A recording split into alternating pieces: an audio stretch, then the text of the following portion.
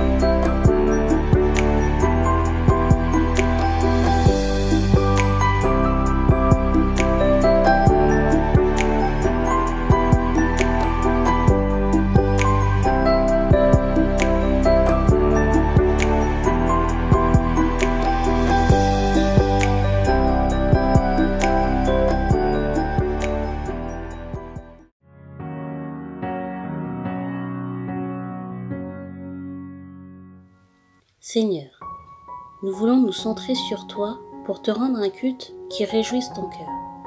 Nous t'aimons et nous te remercions pour la vie que tu nous donnes encore aujourd'hui.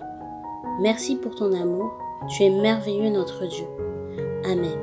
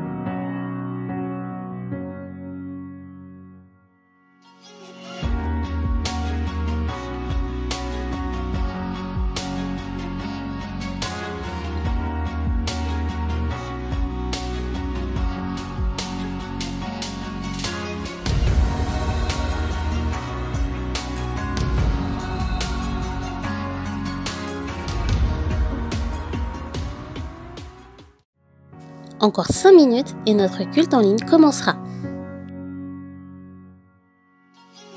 Nous allons vivre des temps forts dans la présence de Dieu. Soyons prêts.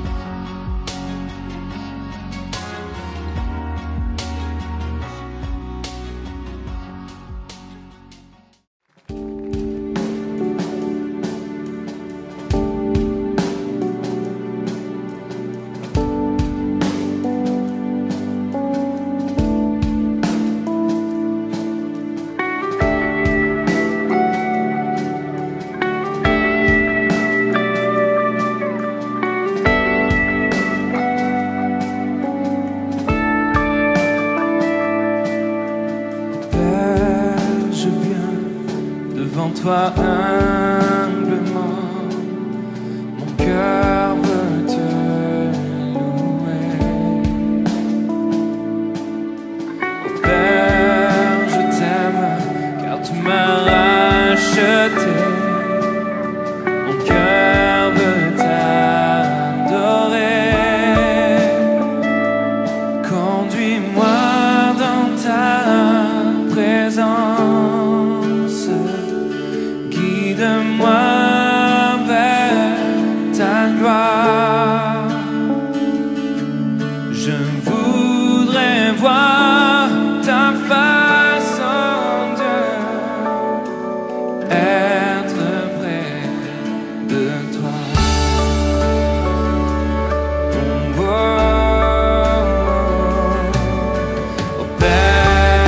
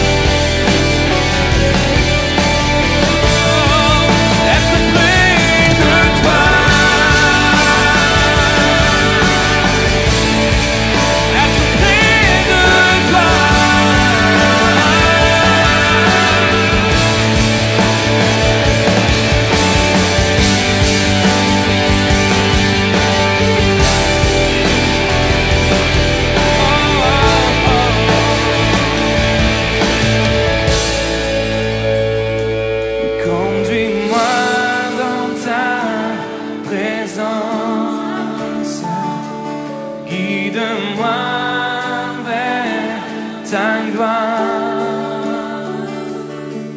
Je voudrais voir ta face, oh Dieu, être près de toi. Chantez-le, conduis-moi.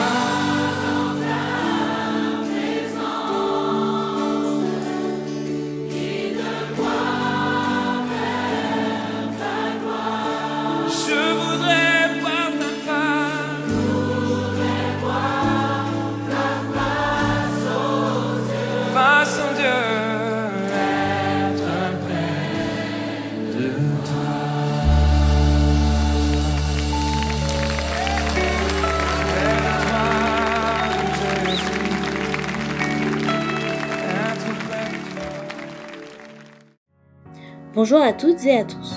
Nous sommes dans la joie de vous accueillir sur la chaîne Source de Vie Sarcelles TV. Notre thème d'aujourd'hui, quand notre enthousiasme devient excessif. Sentons-nous libres d'apporter à Dieu la louange et l'adoration. Prenons un temps de prière et de méditation de sa parole. Vous pouvez vous exprimer en temps réel grâce au live chat. Bon culte à chacun.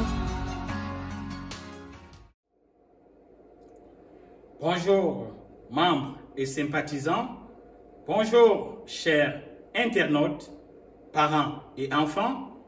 Bienvenue au culte du 13 septembre 2020 organisé par l'Église Source de Vie de Sarcelles. Nous vous invitons à liker, à partager, à participer au live chat et surtout à vous abonner.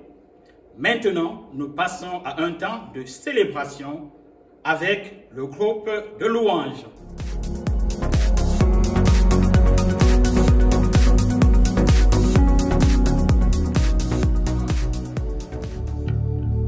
Bonjour à tous, bienvenue à notre culte en ligne de ce matin. Nous voulons célébrer notre Dieu, nous voulons l'élever. Là où tu te trouves, adore ton Seigneur. Amen. Nous allons prendre ce premier chant, la victoire est à nous. Sache que tu es un victorieux et sache que tu es une victorieuse.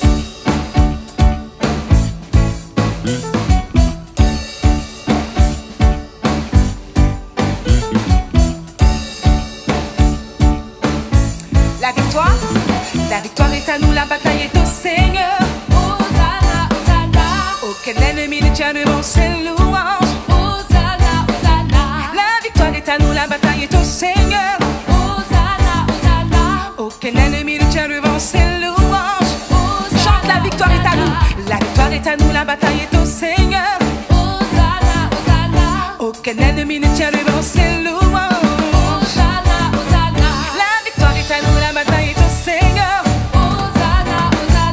Aucun ennemi ne tient devant ses louanges. Chante Hosanna, Hosanna. Nous avons la victoire.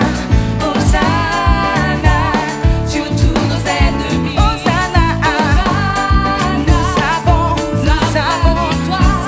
Hosanna sur tous nos ennemis. La victoire est à nous, la bataille est au Seigneur. Hosanna, Hosanna. Aucun ennemi ne tient devant ses louanges.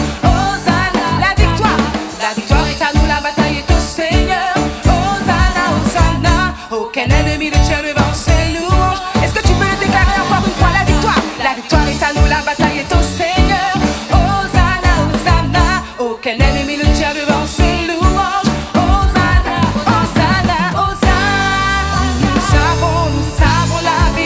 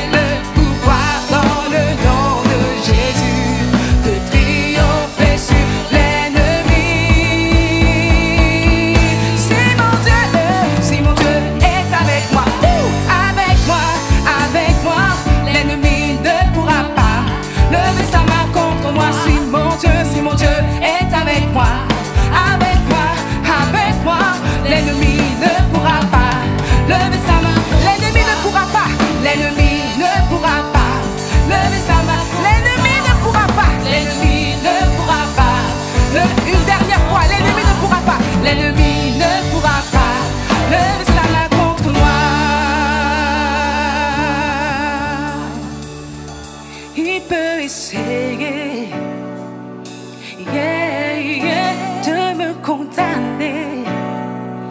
Yeah, yeah, il peut essayer, yeah, yeah, de me condamner.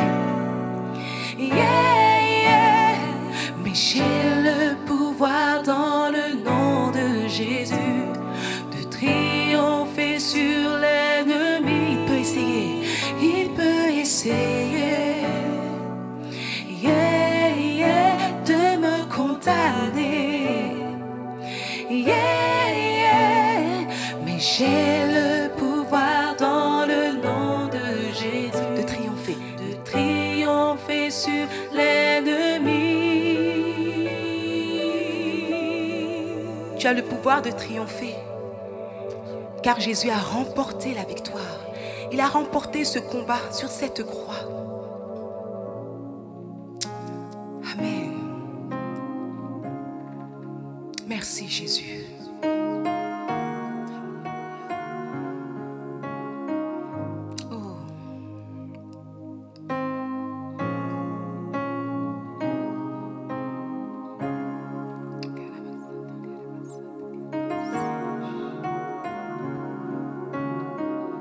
Chantons Alléluia. Alléluia. Tu as remporté la victoire.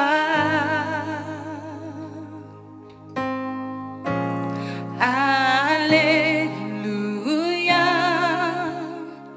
Oui, tu l'as remporté pour moi.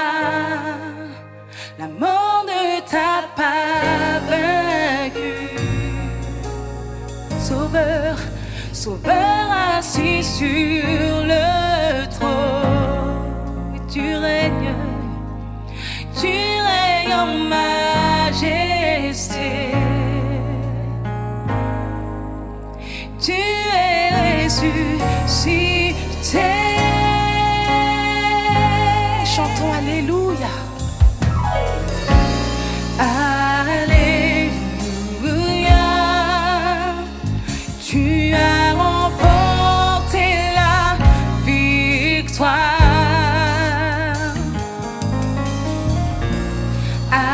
Alléluia. Oui, tu l'as remporté pour moi.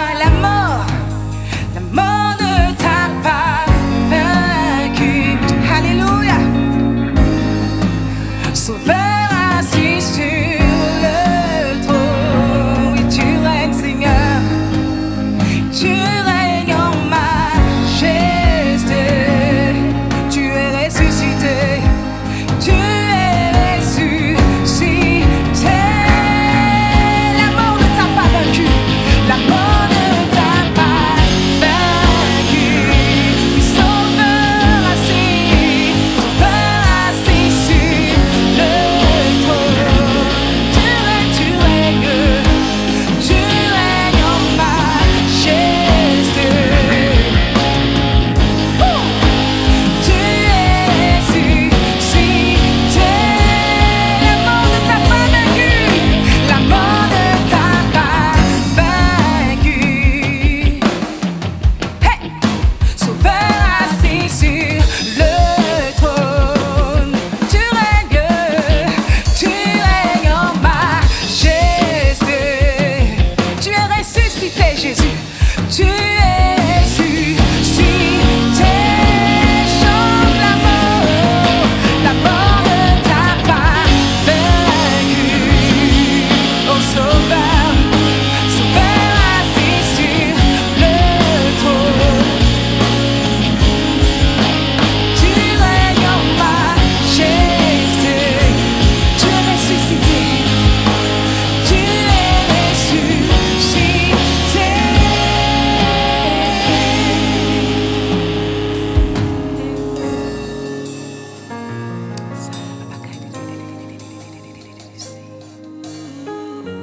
Tu es ressuscité, Jésus. Tu es ressuscité. Tu es vivant. tu as vaincu la mort, ô Dieu règne. Il est ressuscité, il est vivant, il a vaincu la mort, mon Dieu règne. Est-ce que tu peux le déclarer ce matin? Il est ressuscité, il est vivant, il a vaincu la mort. Mon Dieu règne, proclame-le encore, il est ressuscité, il est vivant, il a vaincu la mort, il a vaincu la mort, mon Dieu règne, chante-le, il est ressuscité, il est vivant, il a vaincu la mort.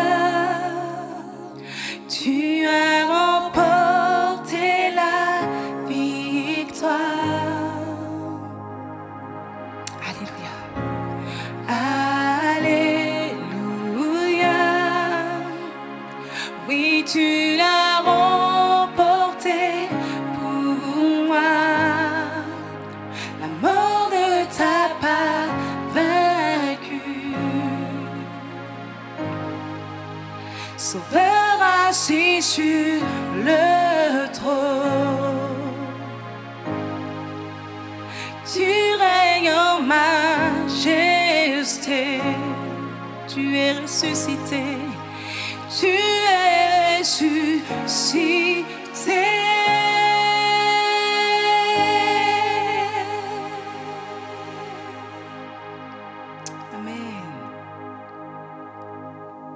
Tu n'es pas resté dans le tombeau. Ton nom est puissant, Seigneur. Ton nom est au-dessus de tous les noms. Tu es souverain. Souverain, Jésus.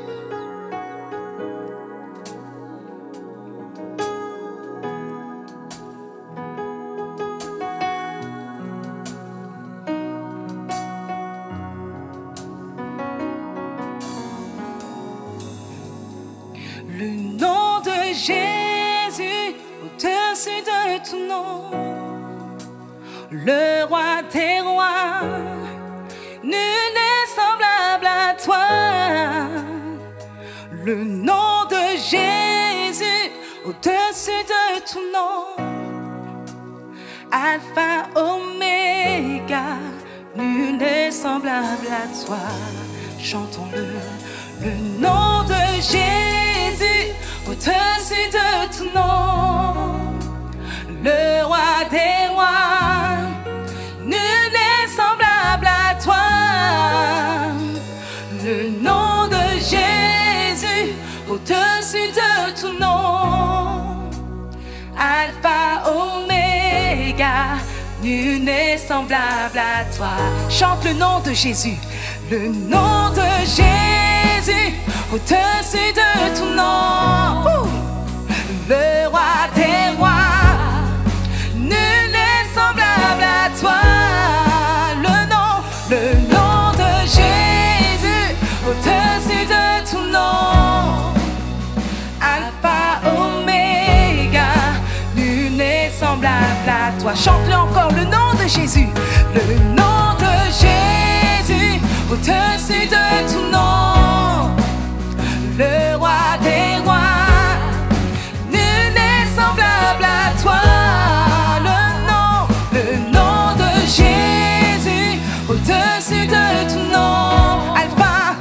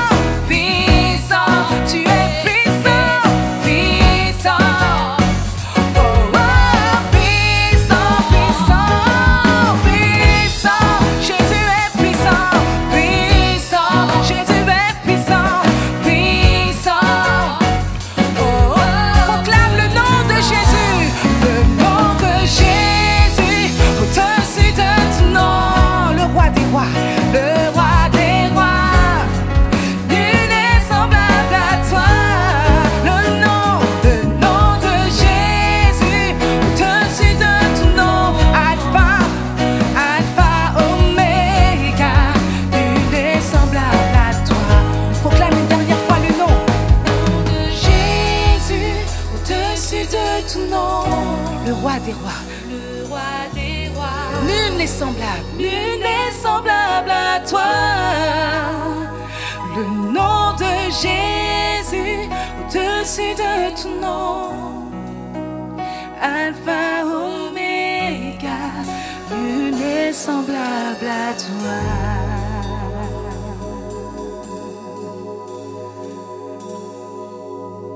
Oh Seigneur, ton nom est merveilleux, Seigneur. Ton nom est merveilleux, Jésus.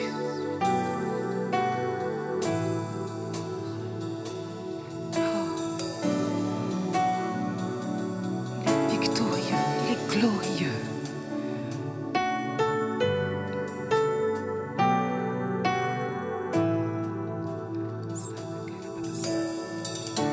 Tu étais là dès la création, Fils unique du Dieu très haut.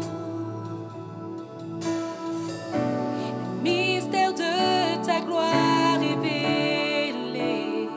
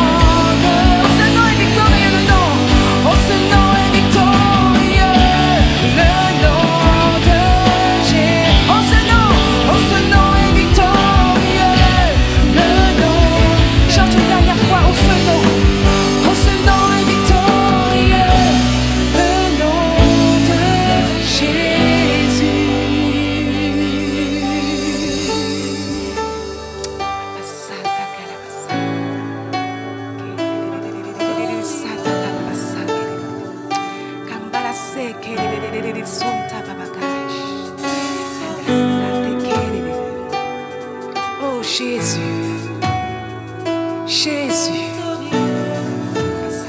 Jésus.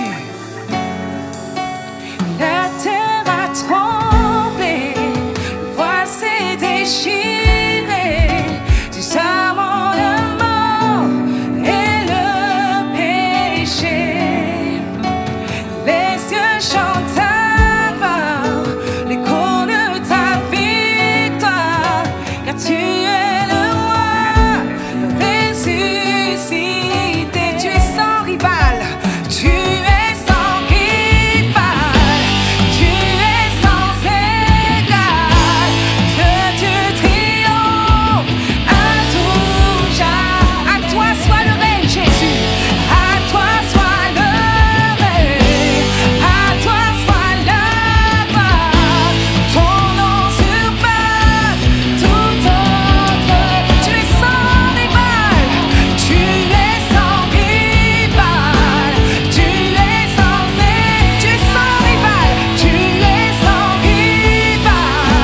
tu es sans rival, tu es sans tu es sans rival, tu es sans une dernière fois tu es sans rival, tu es sans Dieu triomphe, Dieu triomphe à tout jamais. À toi soit le règne, à toi soit le règne, à toi soit la gloire. Ton nom surpasse tout autre.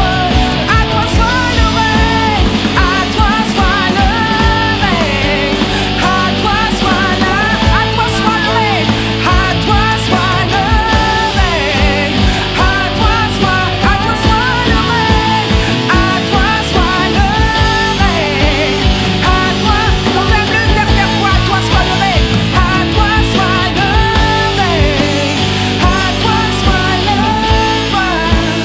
Ton nom surpasse tout. Oh, ce nom est victorieux. Oh, ce nom est victorieux. Oh, ce nom est victorieux. Le nom de Jésus-Christ, mon roi. Ce nom est victorieux. Sa puissance est sans pareil. Ce nom est victorieux. Le nom de Jésus.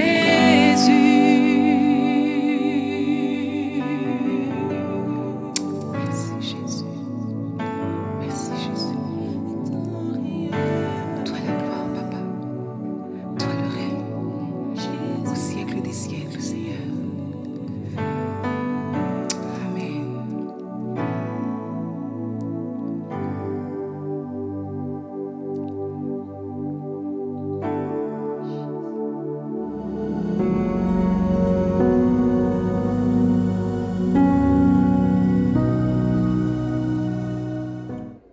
Je pense que vous avez aimé ce temps de célébration avec le groupe de louanges.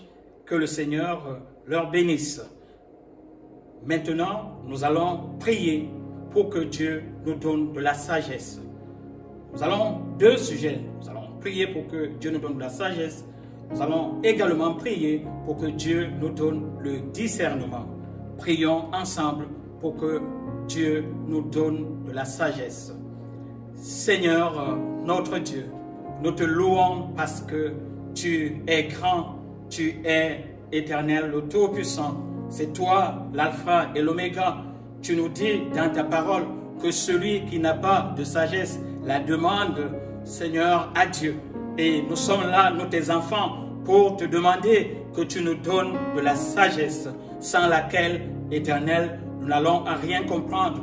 Nous allons dévier, nous allons passer, Seigneur, à côté de ce que tu, Éternel, veux que nous fassions. Alors, donne-nous de la sagesse, Seigneur, afin que dans toutes nos préoccupations, dans nos démarches, que nous puissions marcher, Seigneur notre Dieu, tout en étant éclairés et que ton nom seul soit glorifié.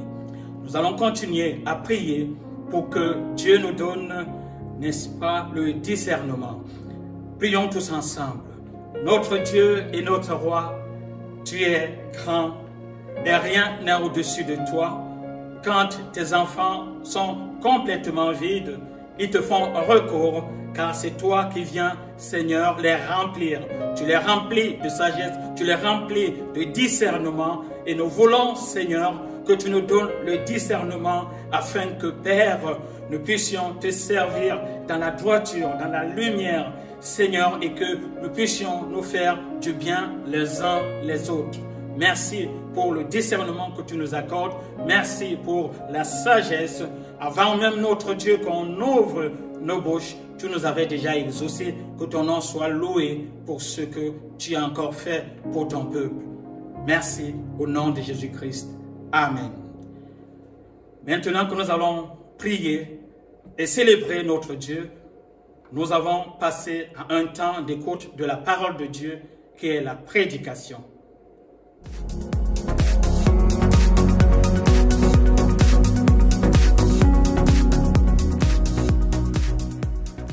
Bien-aimés, bonjour. Nous allons passer ce dimanche à vous qui êtes en face de moi et vous qui êtes à travers le monde. Écoutez donc la parole de Dieu en ce qui concerne l'enthousiasme, l'excès d'enthousiasme. Voilà.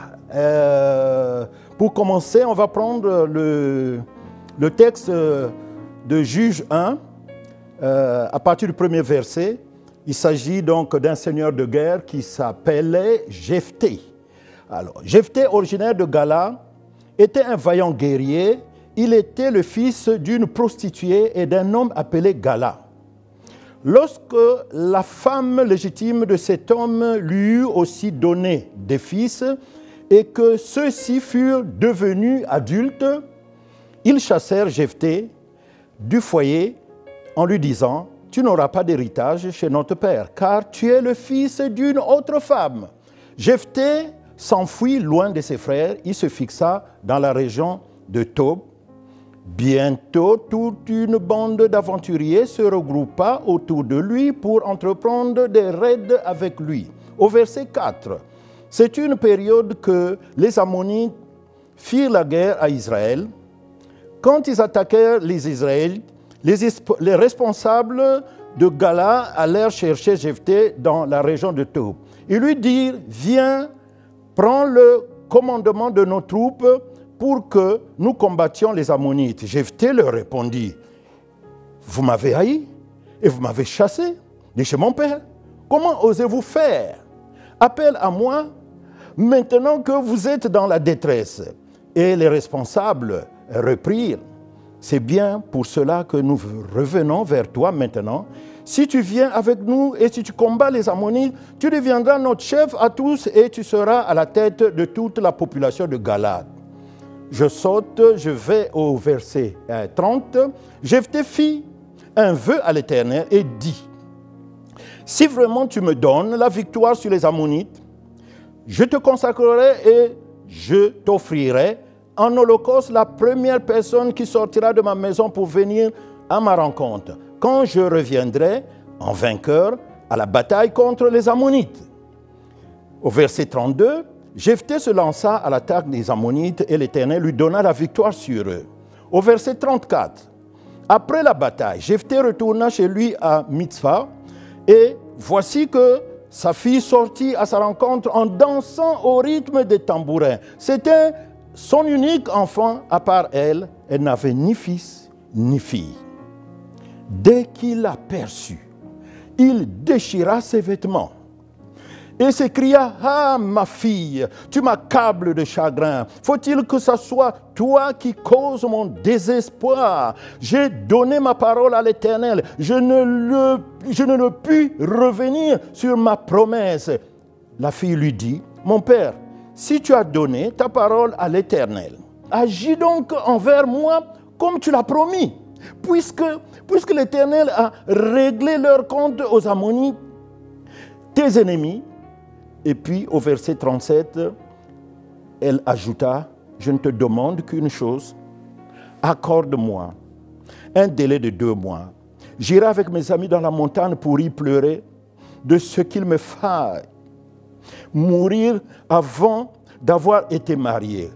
Au verset 38, Jephthé lui dit, « Va !»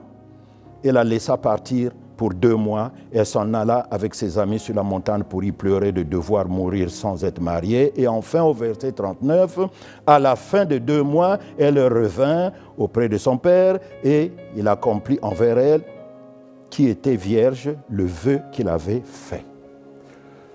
Bien-aimé, Jephthé est alors rejeté par ses frères et il va s'exiler dans le désert. Alors, sur le conseil de ces mêmes demi-frères qui l'ont rejeté, Jephthé va être rappelé donc de l'exil pour conduire la révolte contre les Juifs, enfin des Juifs contre les oppresseurs, les Ammonites. Hein? Bref, pour les sauver de la colonisation des Ammonites, si puis-je dire ainsi, et puis même des Philistins. Toute cette contrée qui se mettait à batailler, à combattre les Juifs, les Israélites. Alors, on a lu dans le verset 2, il est écrit, tu n'auras pas d'héritage chez notre père, car tu es le fils d'une autre femme. Et au verset 8, on lit l'opposé, en opposition de ce verset plutôt, si tu viens avec nous, et si tu combats les Ammonites, tu deviendras notre chef à tous et tu seras la tête de toute la population de Galate. Voyez, les mêmes qui l'ont chassé, les mêmes qui l'ont dit que tu n'auras pas droit à l'héritage de notre père, et c'est les mêmes, parce qu'ils sont en difficulté, qui reviennent pour chercher leur demi-frère Jephthé. Autrement dit, si tu viens nous aider, d'après eux, à combattre l'ennemi, tu trouveras ta part d'héritage. Nous serons plus seuls à bénéficier de l'héritage de notre Père, mais on sera ensemble. Nous tous, nous allons bénéficier de cet héritage. Vous voyez, ce mot héritage me rappelle en quelque sorte Isaac et Ismaël, hein, qui n'étaient pas nés d'une même mère. Bon, il est dit que par les historiens qu'Ismaël, les descendants des musulmans, c'est Ismaël, hein, et nous les chrétiens, nous sommes les descendants d'Isaac. Mais qu'on le veuille ou non, les deux ont eu droit à la part d'héritage, ce que Dieu avait promis à Abraham, c'est-à-dire l'importance descendance, hein, que Dieu a promis à Abraham. Et les musulmans et les chrétiens, nous bénéficions de cet héritage. Bon, je ferme cette parenthèse pour revenir à nos textes en ce qui nous concerne, nous les chrétiens. Au début aussi, nous n'avions pas part à l'héritage, c'est-à-dire avant la conversion, avant que nous soyons chrétiens, car on était des païens, on était des enfants illégitimes, hein, à cause du péché. C'est après notre conversion, lorsque nous sommes devenus les fils d'adoption, avec Jésus-Christ, le Fils unique, la Bible dit que nous sommes enfants de Dieu. Nous sommes aussi héritiers de Dieu et co-héritiers du Christ. En Romains 8, 17. Avant la conversion, on était des enfants illégitimes. Et après la conversion, nous sommes devenus héritiers et co-héritiers avec Christ pour le royaume de Dieu. On a droit à l'héritage. Et en quelque sorte, les demi-frères qui ont chassé Jephthé vont à la rescousse pour lui dire que viens prendre aussi ta part d'héritage. À la seule condition, comme on sait que tu es un seigneur de guerre, on sait que tu es un vaillant guerrier. Voyez-vous, quand nous chassons nos enfants, parce que quelque part ils ont commis des bêtises, parce que quelque part ils ne se sont pas bien comportés, au lieu qu'on se réconcilie, on les met dehors. Et généralement, qu'est-ce qui se passe? Ils vont tomber dans un groupe d'aventuriers, un groupe de délinquants, et pour peu qu'ils se livrent à la drogue, à l'alcool, ne soyons pas étonnés. Et c'est ce qui fut, hein, c'est ce que vivait effectivement Jephthé quand il est parti de la maison de son père. Hein, puisqu'on l'a chassé, il s'est constitué un groupe, il est devenu aventurier. Bon, peut-être qu'à partir de là, comme il a eu la réputation d'être un seigneur de guerre, ses frères sont partis le rechercher pour qu'il vienne effectivement combattre les ennemis. Alors Jephthé, d'après les historiens, était belliqueux, mais il était juste. Il va promettre donc à Dieu de sacrifier la première personne qui viendra à sa rencontre lorsque il rentrera dans sa ville victorieux, bien sûr, des Philistins et puis des Ammonites. Malheureusement, il s'agira de sa fille unique qui viendra l'accueillir. Ça sera la première à son retour pour venir. Alors, les Israélites vont annoncer que Jephthé a gagné la guerre. Il a triomphé de l'ennemi. Bon, bien sûr, grâce à Dieu. Et la jeune fille, donc, va se préparer pour accueillir l'arrivée triomphale de son père. Et quand Jephthé arrive, c'est elle qui s'avance en premier du cortège pour venir acclamer son père et la victoire de son père. Et peut-être pour venir annoncer que dans sa tenue de jeune fille, papa, regarde, aussitôt que tu vas rentrer, je pense qu'on va passer à un deuxième événement, celui de mon mariage. Mais ça, c'est contre toute attente. Le père est horrifié. Bien entendu, dit la parole de Dieu qu'on vient de lire. Il révèle le serment qu'il avait fait à Dieu, certainement à ses demi-frères. Et certainement aussi à la mère de la fille, la fameuse prostituée dont on parle. Et certainement aux amis aussi de la fille, puisqu'il est question quelque part après d'aller à la montagne avec ses amis pour aller prier, pour aller en quelque sorte passer les derniers moments avec ses amis avant que Jephthé, bien entendu, vienne à la décision, au vœu qu'il avait fait au Seigneur. Un vœu imprudent. Voyez-vous, Jephthé est obligé donc de tenir son engagement qu'il avait fait au Seigneur. Le Seigneur ne lui avait rien demandé. Le Seigneur ne te demande rien. Pourquoi tu fais un vœu? L'enthousiasme, c'est ça justement l'enthousiasme, sans le discernement. Et cela, bien aimé, peut nous amener loin. Dieu ne lui a rien demandé. Il fait un vœu. Mais comme il a fait un vœu à Dieu, Dieu ne pouvait pas repousser ce vœu. Il a admis ce vœu. Ce qui est scellé ici-bas est scellé là-haut. Et voilà que Jephthé va se trouver insensible aux supplications donc, de la mère de cette fille-là. Sans doute, cette mère ça a dû se révolter pour tant de cruauté qu'il va montrer à sa fille. Alors, on peut aussi croire, bon, c'est moi qui suppose que le fiancé certainement a voulu prendre aussi la place de sa fiancée. Mais bon, Jephthé est resté inflexible. Et sa fille va se soumettre sereinement à son destin. Jephthé s'abandonne à la douleur de perdre sa fille unique et accepte de se plier à la volonté divine, à la promesse qu'il avait faite à Dieu. Malgré tout, c'est un petit peu comme nous, Jésus-Christ, Fils de l'homme, qui va déclarer l'intensité de la tristesse et la souffrance charnelle qu'il va vivre dans le jardin de Gethsémane avant la passion, avant qu'il passe à la croix.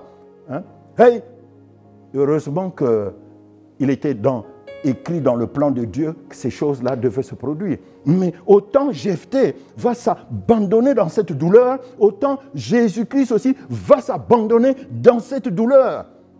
Mais il accomplit la parole de Dieu. Vous vous souvenez dans Matthieu 26, 39, « Mon Père, s'il est possible que cette coupe s'éloigne de moi, toutefois non, pas ce que je veux, mais ce que tu veux. » Bien-aimés, insondables sont les décrets du Seigneur. Mais tout ce qui est juste. Car mes pensées, il a dit, ce ne sont pas vos pensées. Mes voix, ou vos voix, ne sont pas mes voix, dit l'Éternel dans Ésaïe 55. On peut lire aussi que tes pensées, oh Dieu, me semblent impénétrables, dans le psaume 139. Même si nous vivons ces déchirements de cœur et ces souffrances, bien-aimés, Dieu a des projets de paix, de bonheur pour ses enfants qui sont obéissants. Il sait ce qu'il fait, que ses jugements sont insondables et ses voies incompréhensibles. Il est dit ceci dans Romains 11. à partir du verset 33. C'est lui, et par lui, et pour lui, que sont toutes choses. À lui la gloire. L'histoire dit, entre parenthèses, qu'avant que les prêtres accomplissent cet office, la fille de Jephthé fait ses adieux à la vie en allant à la montagne avec ses amis. À l'heure du sacrifice, Jephthé, lorsqu'elle revient de la montagne, lorsque Jephthé voit sa fille, avant justement qu'on la consacre à Dieu, Jephthé va prier. Jephthé va prier, il va prier pour que sa fille soit reçue au ciel par les anges. Et c'est ce que fait pour nous aussi Jésus-Christ. Oui, avant la crucifixion, Jésus va prier pour que la volonté de Dieu s'accomplisse, c'est-à-dire pour que nous ayons le salut par lui. Moralité, bien-aimés, pour toute cette histoire-là, il ne faut pas parler trop vite. Il ne faut pas parler avec excès d'enthousiasme, comme Jephthé avait parlé avec excès d'enthousiasme. Il y a des personnes, bien-aimés, il y a des personnes, à la vue des autres, ils deviennent très enthousiastes, ivres même. Ils commencent à raconter leur vie. Ils délirent même, ils parlent beaucoup, ils deviennent légers. Mais c'est peut-être une manière de cacher leur timidité. Mais lorsque vous êtes ensemble, à deux, ils deviennent des agneaux. Plus de tout ça, ça bavarde plus, ça dit plus du n'importe quoi, des choses non réfléchies. Au contraire, ils deviennent des agneaux, doux, beaucoup de retenue, et apparemment, ils deviennent réfléchis. Bien-aimés, tirons des leçons, ne parlons pas trop vite, ne soyons pas dans l'enthousiasme excessif. Et je vais prendre un deuxième exemple de l'enthousiasme du roi Hérode qui va coûter la tête de Jean-Baptiste. Dans Marc 6, lisons très rapidement, à partir du verset 17 plutôt. En effet, Hérode lui-même avait fait arrêter Jean et l'avait fait enchaîner en prison à cause d'Hérodiade, la femme de son frère Philippe qu'il avait épousée. Au verset 18, car Jean lui disait, il n'était pas permis d'avoir pour femme l'épouse de ton frère. Furieuse contre Jean, Hérodiade voulait le faire mourir, mais elle ne pouvait pas, car Hérode redoutait Jean, sachant que c'était un homme juste et saint. Et il le protégeait. Après l'avoir entendu, il était souvent perplexe et c'était avec plaisir qu'il l'écoutait. Au verset 21, cependant, un jour, propice arriva lorsque Hérode, pour son anniversaire, donna un festin assez grand aux chefs militaires, aux personnalités de la Galilée. Au verset 22, la fille d'Hérodiade entra dans la salle, elle dansa et plut à Hérode et à ses invités. Le roi Hérode dit à la jeune fille, « Demande-moi ce que tu veux, je te le donnerai. » Et il ajouta avec serment, « Ce que tu me demanderas, je te le donnerai, même si c'était la moitié de mon royaume. » Ah voilà. Hein? Il dit des choses peut-être sans réfléchir. Même la moitié de mon royaume, je te le donnerai. Parce que la fille était là en train de se tremousser, en train de danser. Vous savez, au Proche-Orient ancien, les choses n'ont pas changé. Hein? Dans l'Orient, quand ces femmes-là dansent, leur danse de rein, ou je ne sais pas comment ils appellent ça, mais je vais vous mettre une parenthèse pour vous dire, raconter une petite histoire. On était dans une fête chrétienne. J'étais en couple avec mon épouse et puis il y avait aussi un autre couple. Nous y sommes rendus et à cette fête-là, on a vu des femmes effectivement qui dansaient et il y a une particulièrement qui dansait. Alors la façon dont elle tournait son corps et mon ami qui était avec nous dans les deux couples, il s'est mis là à regarder cette femme-là. Alors elle a regardé dans tous ses mouvements, au point que tous les trois, c'est-à-dire son épouse et mon couple, on était là abasourdis. Et sa femme, juste quand il a donné un coup sec, et puis il s'est remis en place et tout. Voyez-vous, vous chassez le naturel, il revient au galop. Alors ce jour-là, vous voyez, c'est un sentiment tout à fait naturel. Et voilà, par enthousiasme, Hérode va demander à cette femme-là, il va plutôt lui informer que comme tu me plais tellement, comme cette danse plaît à mes convives et à moi-même, demande-moi ce que tu veux. L'excès, trop parler. Alors, au verset 24,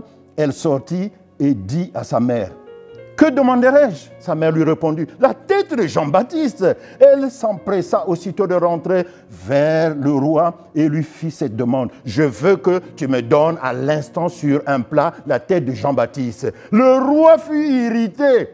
Il fut irrité. Mais à cause de ses serments et de ses invités, il ne voulut pas refuser. Et au verset 27, il est dit, « Le roi envoya sur le champ un garde avec ordre d'apporter la tête de Jean-Baptiste. Le garde alla décapiter Jean dans la prison et apporta la tête sur un plat. Il la donna à la jeune fille et la jeune fille la donna à sa mère. Et quand les disciples de Jean apprirent cette nouvelle, ils vinrent prendre son corps et le mirent dans un tombeau. Voyez, l'histoire raconte que lors du premier mariage, Hérode va épouser la fille d'un roi arabe. Puis il va la répudier pour épouser Hérodiade, qui était en quelque sorte sa belle-sœur. C'était la femme de son frère Philippe. Donc il se trouve là, dans une situation d'adultère. On peut même dire une situation de l'inceste. Tirant l'adolescent. Parce que lorsque on raconte ces récits, lorsqu'on lit ces récits et qu'on prêche sur cela, c'est en fait pour attirer aussi notre attention. Ces choses-là ne sont pas dites gratuitement. C'est des choses qui sont dites pour que nous tirons de leçons, pour que nous prenions le bon exemple et pour que nous refutons le mauvais exemple. L'adultère, jusqu'à présent, ça existe en notre sein. Mais bien aimé, mais c'est un péché. Poussé par Hérodiade, que la condamnation de son mariage a indigné, c'est-à-dire celle que Jean-Baptiste avait combattue. Et il avait dit que ce n'est pas normal. Ça, c'est, vous êtes dans l'adultère. Alors, Salomé, sa fille, demande la tête de Jean-Baptiste sur un plateau. Hérode Antipas, pour respecter son serment, ce qu'il avait dit, sa parole, et fait décapiter le prophète qu'il affectionnait pourtant. La tête coupée de Jean-Baptiste, c'est couper l'annonce de la parole de Dieu. Anéantir la possibilité d'annoncer la parole prophétique. La parole prophétique qui sortait de la bouche de Jean-Baptiste dérangeait beaucoup, évidemment. Vous savez bien que certains préfèrent vivre dans les ténèbres, dans l'ignorance et dans le péché. Parce que la parole prophétique, elle dévoile toujours. La parole de Dieu, elle est prophétique. Et justement, l'ennemi de Dieu n'aime pas qu'on révèle cette parole-là. Surtout à ceux qui sont des prophètes, surtout à ceux qui ont des dons de la parole de connaissance, la parole de sagesse, la parole prophétique. Ils reçoivent souvent des attaques. Parce que l'ennemi n'est pas d'accord. Parce que l'ennemi veut que le peuple soit dans l'ignorance. Il est dit, mon peuple périt faute de connaissance dans Osée 4. Alors le prophète, la parole prophétique est là justement pour faire la révélation de manigances du diable, de manigances des mauvais esprits. Alors, dans cette parole prophétique, le roi Hérode était heureux d'entendre cette parole. Donc, couper la tête de Jean-Baptiste, c'est apporter la mort spirituelle par le dessèchement. C'est aussi ramener les ténèbres sur la terre, puisqu'il est écrit « Ta parole est une lampe à mon pied, est une lumière à mon sentier », le psaume 119, 105. Jean-Baptiste dérangeait. tous ceux dont les œuvres étaient des œuvres de ténèbres.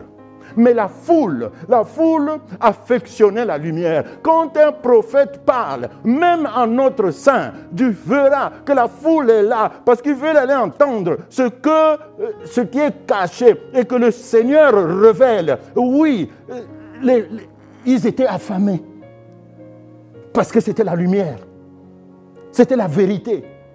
Alors, en plus, ils étaient accablés par le joug religieux des pharisiens qui leur imposait des tas de choses, des rites qui n'étaient pas des rites faciles à exécuter. Alors ils venaient vers le prophète pour écouter son message, le message du prophète que Dieu donne dans la bouche, il fait sortir dans la bouche de son prophète. Amos 3 dit, Dieu donne ses instructions à ses prophètes. Dieu donne ses instructions à ses prophètes. Alors, tout cela, à cause donc de cette popularité, à cause de toute la foule qui venait écouter Jean-Baptiste, oui, le roi Hérode était convaincu que Jean-Baptiste était un homme juste. C'est ce que nous avons lu, un homme juste et saint. Et c'était avec plaisir qu'il écoutait. Malheureusement, la danse dénudée de Salomé était d'une efficacité visuelle que Hérode va perdre la tête. Aujourd'hui, combien d'hommes agissent par enthousiasme, bien-aimés, sans la moindre réflexion, sans la moindre sagesse. Il ne faut pas parler par excès d'enthousiasme. Proverbe 14, 16 dit, le sage a de la retenue et se détourne du mal, mais l'insensé est arrogant et plein de sûreté. Celui qui veille sur sa bouche garde son âme. Mais celui qui ouvre grandement ses lèvres court à sa perte, dit Proverbe 13, verset 3. L'excès d'enthousiasme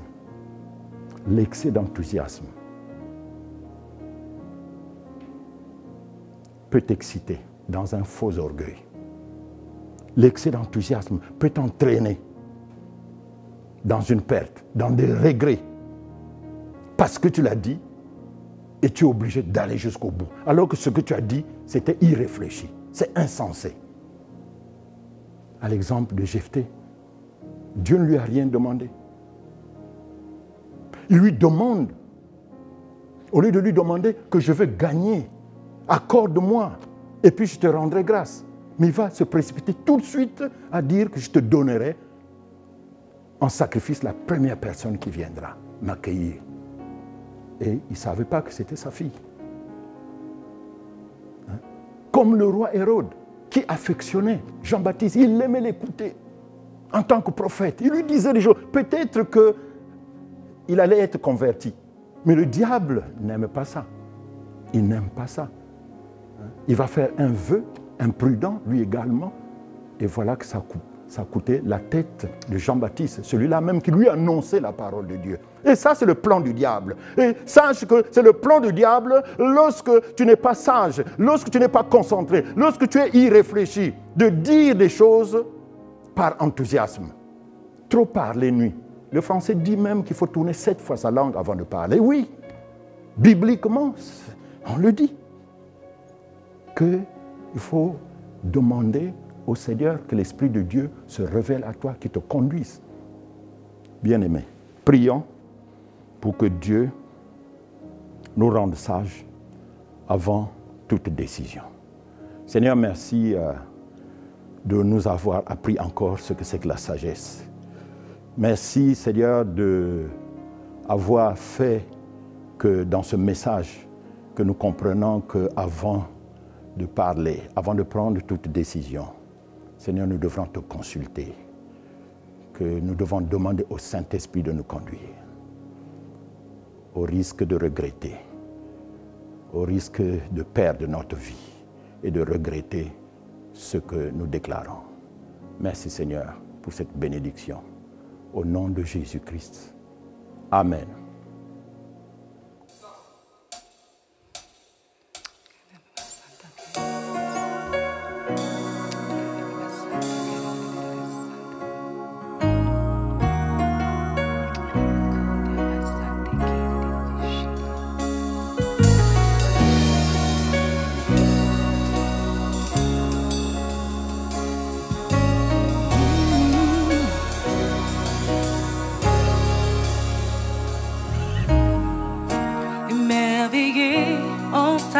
présence. Rien ne t'est impossible. Émerveillé en ta présence. Ta joie me remplit d'espérance. Il n'y a personne comme toi, Jésus. Personne n'est comme toi. Sur toute la terre, il n'y a personne comme toi, Jésus. Personne n'est comme toi. Tu fais de grandes choses. Tes œuvres sont glorieuses. Toi le Dieu fidèle, puissant est ton nom. Tu fais de grandes choses. Tes œuvres sont glorieuses. Toi le Dieu fidèle, puissant est ton nom. Chante émerveillé en ta présence. Hey! Émerveillé en ta présence. Rien ne t'est impossible. Émerveillé, émerveillé en ta présence. Ta joie me remplit d'espérance. Il n'y a personne comme toi, Jésus. Personne n'est comme toi. Sur toute la terre,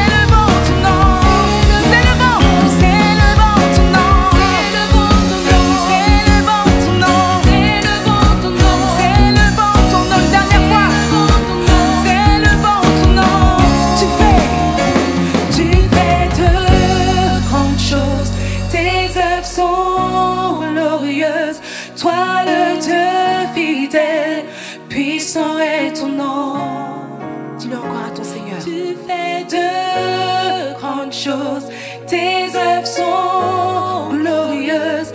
Toi le Dieu fidèle, puissant est ton nom. Alléluia, Jésus. Puissant est ton nom. Glorieux est ton nom. Victorieux est ton nom. Merveilleux est ton nom.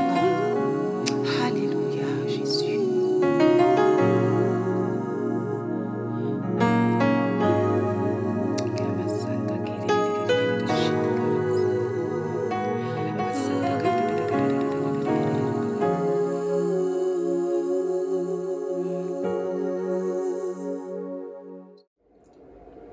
Nous remercions les différents intervenants de nous avoir encouragés, fortifiés pour ce culte.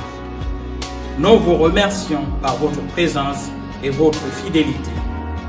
Nous vous invitons à partager, à liker, laisser des commentaires et surtout à vous abonner.